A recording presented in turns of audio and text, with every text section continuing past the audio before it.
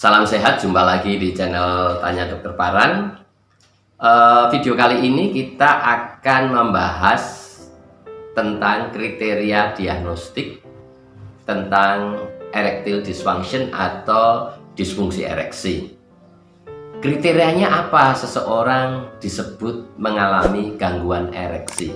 Ya, saya akan memakai kriteria diagnostiknya ini dari DSM edisi kelima, ya. Di dalam kriterianya itu yang pertama bahwa setiap laki-laki yang hampir selalu tidak bisa ereksi, ya, artinya kalau dalam aktivitas seksualnya itu 75% sampai 100% dia mengalami 3 hal. Yang pertama, ya, 1. Tidak bisa ereksi. Kedua, tidak bisa mempertahankan ereksi selama aktivitas seksualnya sampai selesai. Ketiga, ereksinya tidak kuat atau tidak keras. Ya, ereksi tapi ya tidak bisa untuk melakukan hubungan seksual yang memuaskan, ya. Jadi kriteria yang pertama, hampir selalu atau 75 sampai 100% dalam aktivitas seksualnya tidak bisa ereksi atau tidak bisa mempertahankan ereksi selama aktivitas seksualnya berlangsung.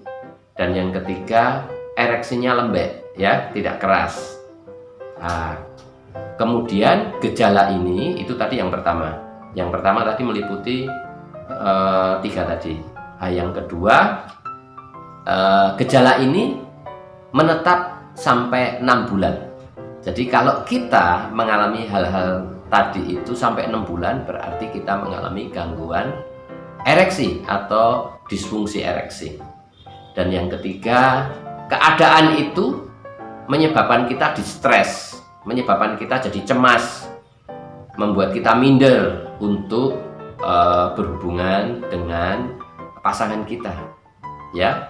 Dan yang keempat, bahwa gangguan itu tidak disebabkan oleh karena gangguan mental non-seksual, ya. Jadi ada gangguan mental yang lain atau karena efek pengobatan yang lain yang menyebabkan disfungsi ereksi. Jelas, ya?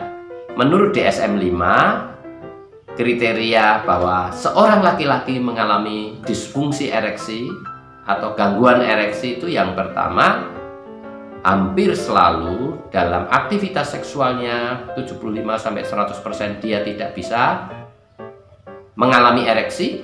Kedua, mempertahankan ereksi sampai aktivitas seksualnya selesai. Dan yang ketiga, ereksinya lembek. Yang kedua, keadaan ini menetap sampai 6 bulan.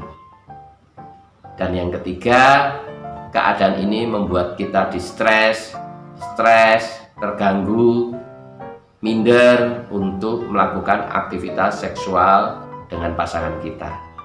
Dan yang keempat, bahwa keadaan ini tidak disebabkan oleh gangguan mental non-seksual, ya. Berarti gangguan mental yang lain, ya. Dan tidak disebabkan oleh karena pengobatan suatu penyakit yang mengganggu dari saluran darah di penis kita, ya, atau pada umumnya. Jadi bukan karena pengobatan, tetapi juga bukan karena gangguan mental yang non-seksual yang lain, ya. Kira-kira itu menurut kriteria DSM 5 yang disebut gangguan ereksi atau disfungsi ereksi.